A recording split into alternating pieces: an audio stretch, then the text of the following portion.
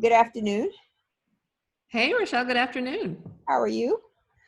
I'm pretty good, considering our current situation, right, with the COVID at all. So, Yeah, absolutely. I think we're all about that same space. So, may I ask you please to tell us your name and share anything you will about you that will help us get to know you a little bit better, please? yeah, so my name is Kelly Curtin, and I've been career-wise, I've been in technology for, I think I'm in my 31st year. Actually studied IT in college. I am single. I am a dog lover. I have two of them. I walk them all the time.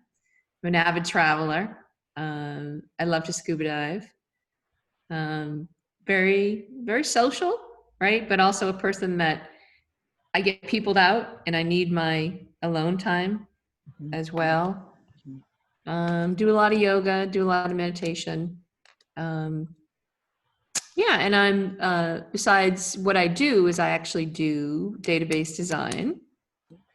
Um, and I'm also the director of a nonprofit organization called ChickTech, which our purpose is to get more women and girls into STEM careers. And we offer free STEM training for high school girls or anybody who identifies as female, as well as kids who are questioning, et cetera. And so that's one of my passions, because here I am 31 years into my career, and very often I'm still the only woman in the room at work.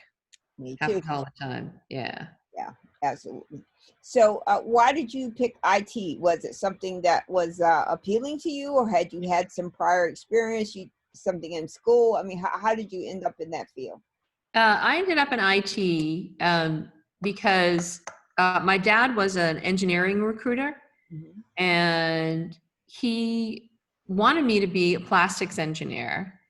But at that, the main plastics industry is in the Midwest. Mhm. And I'm a New Englander who's moved to the South, to North Carolina. Mhm. And there was no way I was going to move to the Midwest. Nothing against the Midwest, Mhm. but I'm definitely a coastal person, right? And so, yeah, so it was an alternative that my dad threw out. And so it was in my mind that I might want to do something like that. And so I ended up falling into it. I took a weird trajectory. When I first went to college, I thought I wanted to be a marine biologist. So I majored in biology. I was distracted by boys. I flunked out of college my first semester. I got 3 F's and a D. Took some time off and then went back to school and started as a political science major because that was what my sister loved doing, or that's what she was studying, and she loved it. Mhm. But then what I saw, Rochelle, is I saw students with political science degrees who were graduating from college and earning all of $16,000 a year. Um, and that made me think that maybe I really wanted to do something else, because I realized I got to earn a living, right? And so I switched to business, and then that turned into MIS, with Management Information Systems. Took my first computer class, which was a basic programming class. Never touched a computer before, right? And was failing the class miserably. Yeah, I just was not getting it. Mhm. But I kept at it and went, for extra help with my TAs. I went to the computer lab every Saturday and spent most of the day there. And one of those Saturdays, a light went on and I got it, right? And so then I minored in computer science. Excellent. And so, how has that resulted for you in your career? Was it the best decision you ever made, or have you ever questioned whether this was the right place for you? Oh, it's the best decision I ever made. Excellent. Right. So, as a woman in IT, I think many of us share this in common, where we are the only one that looks like us in the room, or sometimes our ideas and recommendations and ideas are shot down. Like somebody else thinks this is better. Yeah. I don't know if I told you this, but a while ago, a woman from a CISO told us there was this word called heat, like, you know, a woman can say it and the room is full of crickets, no sounds. And then as soon as a man rephrases it, oh my God, it's the greatest idea since sliced bread. We should have done this years ago, you know, so. Yeah, that happens. Yep. And so how do you deal with it? What are your coping mechanisms? So if it's me and I've said that, and if say that happens to me in a meeting, Mhm. you know, I'm fearless enough to say, whoa, whoa, whoa, that was just what I said, Mhm. right? That was what I was talking about. You know, so that's great that we agree because it's a great idea, right? I handle it that way. If I see it happening to another person in the room, doesn't have to be a woman, Mhm. um, I try and support them and say, hey, Rochelle just said that 10 minutes ago, right? So it doesn't get missed, it gets noticed. And have you done that your entire career, or is that something you have developed over time? Over time, right? When for me, it really took me, probably into maybe my early 30s before I really started to really seriously understand there's a problem and we need, especially as women, to speak up, Mhm. uh, and advocate for ourselves as well as others in the room. So it's just so male dominated. Like I started working in 1988, and I won't tell you what company I worked for, but they were a utility company in New England. And when I would walk down the aisle, I'm a 21, 22-year-old woman, every man would stick his head out of his cube to watch my butt. Seriously, right? And that happened to all of us. And I remember that. I remember that. Mhm. Um, and I didn't say anything then, Mhm. right? It just wasn't the time, right? Right. But yeah, now I'm really vocal on all this stuff, whether it's my experience or one of the people that I'm working with or for or working for me. I just try and be an advocate, be an interruption. That's wonderful. I think I have you about by 12 years in terms of the start of my career. And I would have been happy if someone would have looked at my butt, because the things I felt and experienced as you know. So when I started, it was in the late 70s, and there weren't a lot of black or brown people in computing. I mean, there wasn't even a lot of women, for that matter, regardless of the race of the woman in the field. And so I started out at the very beginning. I started at data entry, and we worked in mainframe computers. We had put key punch cards and put disk drives in and all this stuff. And I would go from my desk and come back, and there'd be the big N-word scrolled across my desk, or they Not, put a picture of an ape somewhere in my office, or they would do things to undermine me to make sure I failed. And so I don't know how familiar you are with mainframes, but we started out with punch cards, and you'd have this massive tray of punch cards, and they were in line JCL, so you could stick them in the punch card reader, and it would develop the program. They would walk by and stick their foot out, so I would trip and drop the whole tray of cards.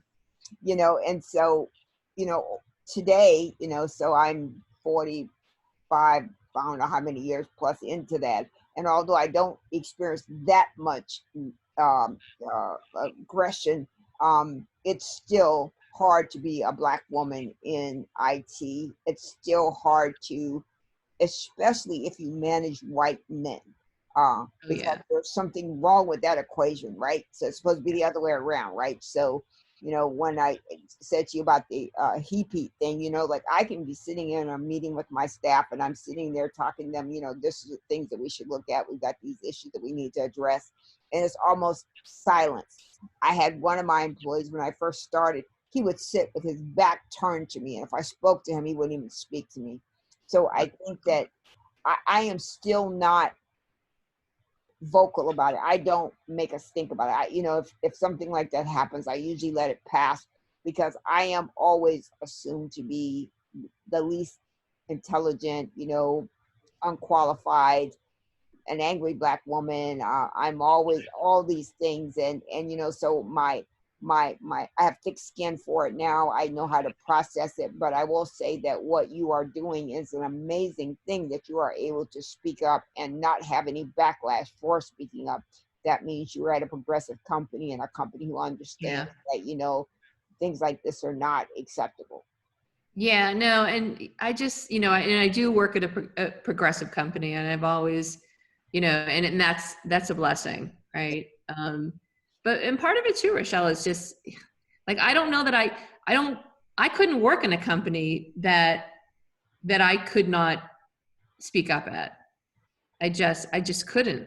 It would just kill me. I just couldn't. I can't keep my mouth shut, right? So, and I see it as, it's my job to advocate, for people in IT, especially other women and people of color, right? It's my job. We have a problem, Yeah. right? I need to, what is it? What is the word? Racism. Yeah, so it's just like, yeah, and I take that seriously. So it's my job. It's everybody's job. We have to fix this collectively, right? And yeah, it's just kind of crazy where we're at with the latest stuff. Oh, just awful, awful. And I think, I thought we were so beyond this, and we're so not, and of course, Rochelle, like, I don't see it. Like, I don't, I don't have, I have a very different experience in this world, right? Than, right, a Black woman, right? But yeah, it's just a little nutty right now. I think the interesting thing about what you just said, like, you feel it's your job, that you have to experience. It means you have to have the privilege to express it without having Absolutely. Yep. repercussions, right?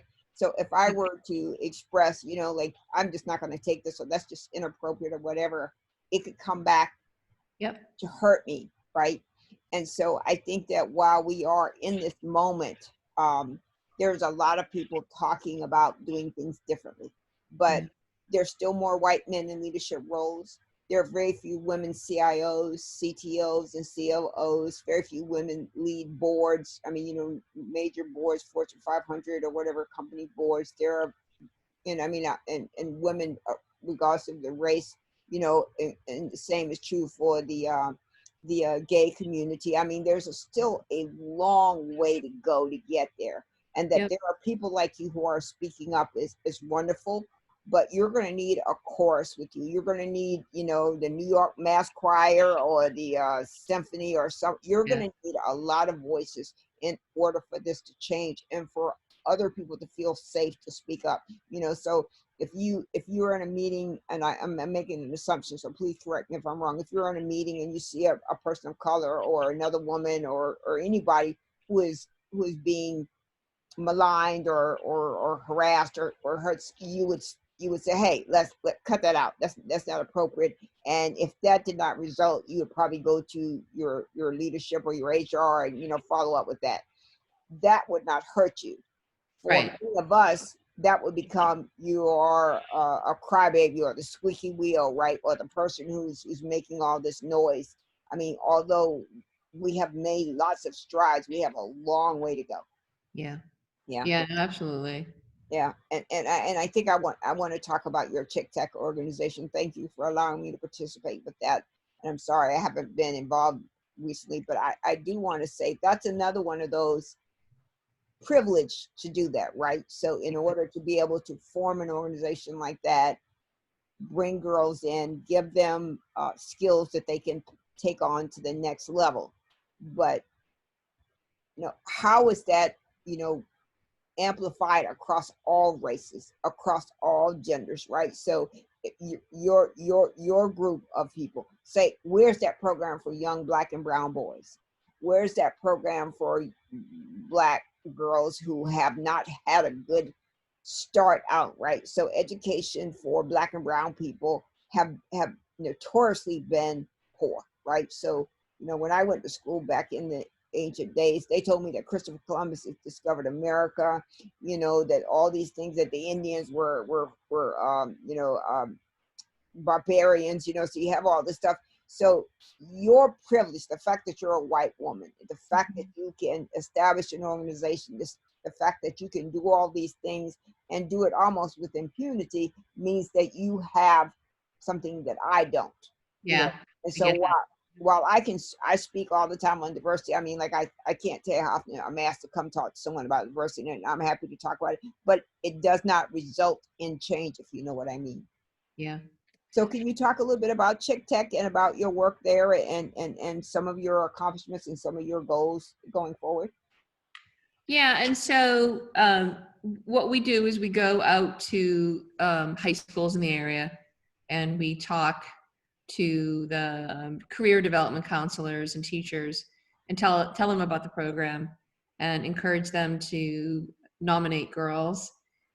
We ask that they our target, the girls we want to hit, right, are low income girls, minority girls, girls at risk. And again, I say girls loosely, anyone who identifies as female or is questioning. Right. We try to, and we work with the teachers on that, right? And so that's really our target. It doesn't mean the white girls aren't going to be there too. Of course they are, right? Right. But we really want to give preference to that group of girls. Yeah. Why do we do that? Well, we do that because it's necessary. A lot of that population, maybe they don't know it's moms and dad aren't a computer programmer, or they're not, maybe in the medical field. You just don't know, right? And so the more you can expose all the girls to the possibilities of things that they can do, ways in which they can earn a living, really rewarding, interesting ways, it makes the world a better place. So some of these girls who come into the program have no interest whatsoever in like IT or STEM. And sometimes they come out of a kickoff weekend, which is a workshops all day Saturday, all day Sunday. And at the end of that weekend, they have an interest, right? And so they know that this is a possible career path that they could pursue. And so, part of our effort is to educate and help uplift people. Yeah. Show them that there are options that, maybe they hadn't considered. And, to think in that way. And again, maybe it's not gonna be an option, right? Maybe the girl comes from a family that, college just isn't on the table for whatever financial reasons, right? I know that in a lot of families, and I think this is true in a lot of Latino families, is a lot of times the kids need to help support the family, right? And so there's just not, hey, go to college and, study for 4 years and get a great job. They don't have, the finances to do it. They haven't, they don't have all the inherited money, right? That a lot of white people have, right? I mean, that's like a huge thing in this country, right? All that wealth. And so we do what we can. Long term, I really hope that we make college and other training programs income based, because I so believe it needs to be, right? If your parents can afford to send you to Harvard, great, right? But if they can't, and you qualify to get into that school, you should get a free ride, right? And I really do believe that, because the more we educate the kids and the people in this country, right, the greater this country is going to be as far as our GDP, whatever, right? And so it's going to pay off for all of us in the end. What is your success rate? So, how many underrepresented girls are in your program? How many non? And then what is the success rate of the entire population? In other words, how much do you see coming out of that where students are interested in STEM or going in that direction? Do you have those numbers yet? No, as far as tracking them, as far as if they go to college, we don't. Yeah. that's something we'd like to do. That's going to be very challenging because it requires that they respond to us, right? In terms of, I don't know if you've ever tried to email a high school girl, right? So I think that's a challenge. And that's something we're thinking about. They're thinking about it at a nationwide, because ChickTech is nationwide. We're the Raleigh Durham chapter. But that's been, for us, really difficult to implement. Yeah. Uh, And but go ahead. I'm sorry. But we do know the populations we have. That we had our third kickoff last December, and we went from having like 20% Black and Latinx girls to like 50% by our third year, right? And so that was really good. And part of that was your advice to me, Rochelle, about, I remember you said, Kelly, Black people don't trust white people. Not. So if you're going to gain the trust of these kids and these teachers, you got to keep showing up and being there and being present and showing that they matter to you and that you're in it for the long haul. Yeah. And that's paid off. Yeah. And I would add the other piece is that they need to see people who look like them. They need to see people who look like them in successful roles. They need to see people who look like them that are coming in and advocating for the things that your organization stands for. I would add one other piece, what's most important to me and what I've been spending most of my time on is advocacy, right? So, okay, so now you've gotten this child or this person and they're in your space, but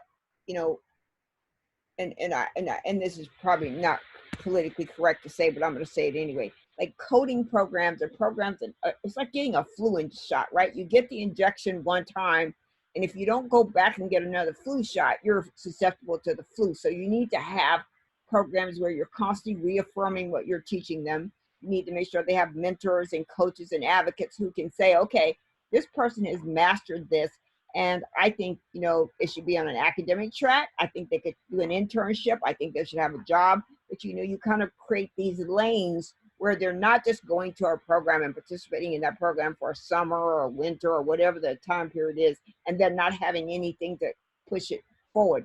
Because for STEM is hard in general, right? So women and Black people are severely underrepresented in STEM. And we have a large attrition rate with women of all races, like they get in and they say, okay, I can't do this, because of the issues that we talked about earlier. So programs like yours and others that I've talked to over the years, it's like you have to have support channels for them, right? So that they have a mentor, an advocate, or someone who's keeping up with them, they're staying in touch. So if they go through your program, their names and their parents, and there's a follow-up, right? So Jane went through our program. She did really well. We'd like her to come back. And the thing that I think that matters most, and I think you can attest to this as well, if you understand something, you could teach someone else something. So to bring other girls who have successfully completed your program and have them lead some of the courses, some of the content, because peers, right? So we all know this from growing up. Our parents are just outdated. They don't have any idea what they're talking about. So older people are usually not the best people to reach younger people. So if you can identify people in your training program and have them become, I wouldn't say teachers, but whatever you call those people, so that they are the person that's kind of leading that group and whatever that subject matter is, so they're the person that's talking about. So I went through this program last year, last week, last whatever, and here are some of the things that I think you should know. And there should be an adult there as well, to make sure that all the fact-based stuff is there, but to have that person because then that encourages other girls to come too. Because if I can be a leader, if I can be a voice, then I become important, and I see my own value. I see my self-esteem. I develop my confidence, and so those kind of things. So partnerships and coaching and advocacies and allowing people who have mastered or somewhat mastered the skill to be a contributor to the education or the process that you put in place, if that makes sense to you. Yeah, it does. And we actually had 2 girls who did that, 2 girls who were in the program. And then they came back the following year and said, could I volunteer you know, and so that was like, we're like, yeah, right. And so that was huge. And it was only 2, like we'd like to see that number grow.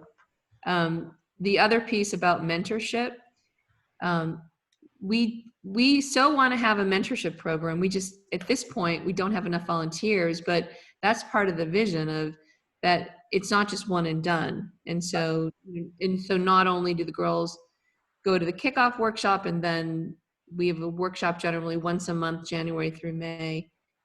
They also have a mentor during this period, right? Which they can choose if the girls choose, right? And the mentor can, to continue the relationship as well. Yeah. The thing that the reason why I always say advocate and coach, because mentoring is like dating, right? So you got to find someone that you connect with, someone that has, something that excites you about being with them, right? So if you might have to kiss a few frogs, as the old post people used to say, before you found your prince. So, coaching and advocacy offers a different part, right? So coaching is just constantly being a source to follow up. Hey, how is this going? How are you doing in school? What are the things that are happening to you? And then the advocate is the person that will then say, hey, let me introduce you to Kelly Curtin. I think she can get you to the next place you want to go. And then, it's kind of one of those things, whereas mentorship kind of, it ebbs and flows, right? So, you can find a mentor that, they're busy, they've got their own life, and they have some of the skill sets that you want, but you may not jive with them, right? You may not find that there's a good connection. So for example, if you took, a black girl and put her with a white woman, an older white woman, you might not find a good mentorship connection there, so you have to have it. But what I do think, there are tons of mentor apps now, in the Android and App Store. I was speaking to a lady today, and she's developed a mentorship app in the healthcare system, to make sure that people who have technical issues in the healthcare system find a mentor who can kind of work them through, as opposed to, them calling a help desk or a call center that they, so I think there are lots of ways to do that, but I think that will be also a bonus or a piece that you can add to your organization. So start with coaching and advocacy, and then find the mentor. So once someone can say, hey, I want to introduce you to Kelly Curtin, by the time they've gotten there, they've got enough confidence and self-esteem and people supporting them that when they come and talk to you, they'll be as confident as you are. Hey, Kelly, I don't think I agree with what you're saying, or something like that. They'll have that voice. But if they're still, in that and that's not the correct word, but then in an infancy stage, they'll be less resistant to express what their fears and, concerns are, if that makes sense. Yeah, no, it does. It Yeah, does. Yeah. absolutely. And that is one of the things, because we do, like, I mean, I'm a white woman in her 50s, right? And so, yeah, I'm not the one who's going to be the mentor. We need, ideally we'd want another woman, maybe in her 20s, right? Early 20s, Yep. right? Yep. Really that they relate to more. So rather than Grammy Kelly. Yeah. So, But I think that's easy too, right? So you reach out to the schools, and if you really want to reach Black and Brown communities, you start with North Carolina Central, St. Aug, all of these Black schools, and go in and ask. Because what I do and where I work, I hire interns from almost every community college and Black school in North Carolina, in a geographical area. So I don't go to Charlotte or Dare County or somewhere like that, but I do. And I mean, I have no trouble finding these people. They come back year after year after year. And their work, and I mean, like Durham Tech, Alamance, all of these schools have sent us students who are STEM bound and want practical experience, and they come in and they get the experience, and they come back year after year until they graduate or finish school, because of course our program does not allow you to work after you've finished your program. But it's been really, but they then refer other people. They go back to the school and they say, hey, here's some people I think we should reach out to. So maybe think about that as well, going to the schools that the community colleges and the historically Black or I would say colleges that have that minority population, and asking people to come in and be mentors and be coaches and advocates, and to be to help you with the program, and I think that it explores it, and especially if they get something out of it, and I'm not talking about pay, but like they get some kind of recognition for it, right? They can get, like because we give them a certificate. Hey, this person completed our internship program, in 2 years, and they did exceptionally well. We write letters of recommendation that they can, take to their job, and we service, if someone wants a reference, they can call and get a reference. So, and I don't mean to be preachy, but I'm just, giving No, you that's a great idea. Yeah. things that work for me. Yep. Yeah. Cause, yeah. And it's funny because we had actually reached out to, Central to, teach a workshop. Cause we were thinking that way as well. We're like, hey, well, it's pretty cool. It's a local school and right. But then COVID shut us down for now. So yeah, although Plus, we are going virtual, we're going to start up again doing it virtually in November. So.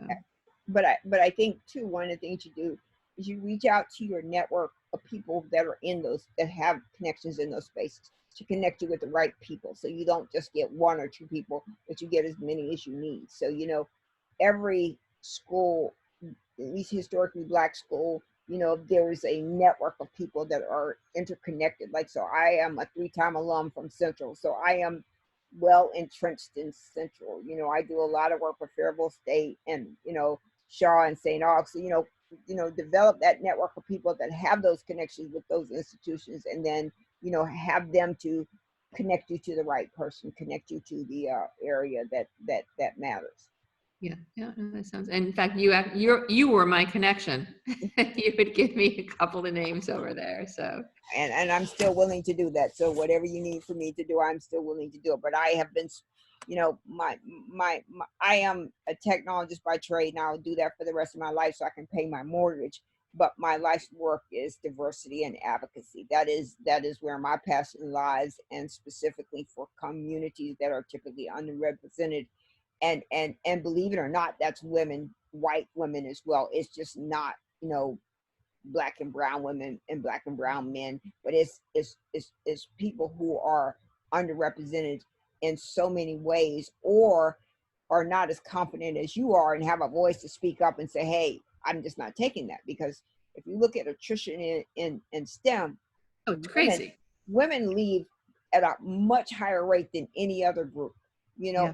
and the other side of that is when you get into college, especially Black and brown kids, they start off on the STEM track, and somewhere along the way, someone has disillusioned them in this process, and they go to the humanities tracks. So we need help, and so that's where my interests lie. And I do apologize for not being as responsive as I could, but I am trying to make this change before I die. And you're in your 50s, I'm in my 60s, so I'm old. Good time. But I really want to make a difference in this space, just like you do. And I'm very proud of you, and I'm very proud of the work that you do. And I think you're an amazing woman, and I think your efforts and ideas are really sound and based in advancing the cause, and that's very, very great for. Yeah, and right back at you, right? I mean, you're amazing. So, and brave. Yeah, brave. Yes. I always wake up one day and Yeah. somebody just say you're fired. I'm like, okay, I was expecting this, so I'm not bothered by that. But I am very grateful for this. You have about 3 minutes. Do you have anything you want to end with, or you want to share that we haven't discussed? Let me think about this. Mm, mm, mm. Yeah, this is something interesting. So companies, you know, really struggle with finding diverse candidates. And part of it is where we're looking for the candidates, right? And I know that, a lot of companies will say, well, we went to the Black schools, and like we didn't recruit anybody, Right. right? But it gets, if you went back, maybe you would have, right? And so I think in general, companies give up too easily. Um, I think that diversity needs to be part of the criteria when you hire somebody. And I'm serious about that. I'm deadly serious, right? It has to be part of the criteria. It has to be an important criteria. Or else. We're never gonna. I would just add to that diverse people, Mhm. diverse thoughts, diverse ideas, and diverse actions. So not just, I want to hire a black person or a brown person, but you need to bring, like I gave a talk at the Chamber of Commerce about a year ago about hiring. I did a talk about hiring because they were talking about how difficult it is to hire underrepresented candidates. And one of the things I said, so if you think about hiring, right? If you have a vice president or a senior role in your organization you're hiring for, who's in the room? People that are already vice presidents and seniors and all those things. But if you bring the newest person into your organization, a person brand new, no experience in the work world, and then you bring someone who's a little higher and so forth and so on, people from other departments, you get the best candidates. Because when you have an interview process where everybody in there is a vice president or a senior leader, Yeah.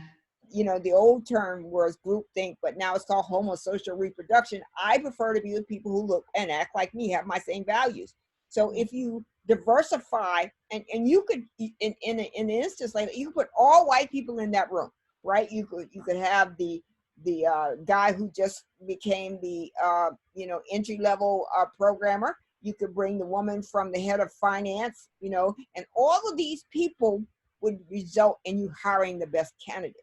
It would be Yeah. great if you had a lot of diverse color as well, but if you bring in different types of people into the space, because they're going to think of things that you haven't thought of. So that new person that just thought, he or she's going to tell you how hard it was for him or her to get that job, right? So they're going to bring questions to the interview that vice president had thought about it in 40 years or however many years, right? So you're absolutely right, but I do think we need to rethink how we do things, because if we really want change, we can't continue to do the same things we've done forever and ever. Yeah, no, I agree. I agree. And also too, it's up to each of us to be part of it too. And so, you know, and part of it too is like in my organization, I've got I've been open to rec, right? And I th- have, and it's everybody who works for me is either white or Indian at this point, right? Of course. Very, and so um, I've been really thinking it over, and I decided a couple of days ago that what I wanted to do was I actually wanted to put a call out. We have where I work, there are a lot of African Americans in the customer service area, Of course. and there are um, a lot. I know people over there who have a computer science degree, Mhm. right? I know people over there who've gone to a coding boot camp, Mhm. right? I know people over there who are studying programming on their own, or they're in the middle of getting a degree in computer science or something related to it, right? So they don't have any experience in direct IT, but they understand what my company does from a business perspective, right? They have an interest and sometimes lots of knowledge about IT. And so for me, if I bring in a person who doesn't have all the skills I need, but has great leadership, great communication and interest in IT, they understand the business, I can teach them, Right. right? I can teach them. My team can teach them. Absolutely. But the value they're going to bring to my team by bringing in another dimension of diversity that we just don't have, Absolutely. right? And I'm hoping that this will be a breadcrumb, that when, the people I work with, my cohorts, see that this is a success, that they'll follow suit. Yeah. Right. But yeah, we'll see. So Yeah. all you can do is what you're going to do. And all you can do is, lead by example to the extent that you can, and hope some people get it. So I agree with you completely. Thank you very much for chatting with me today.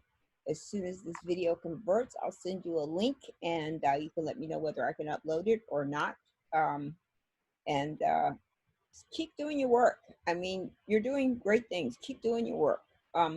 You're probably going to experience some frustrations, but keep Oh doing yeah. it. Keep pushing forward. Until you get the results that you want.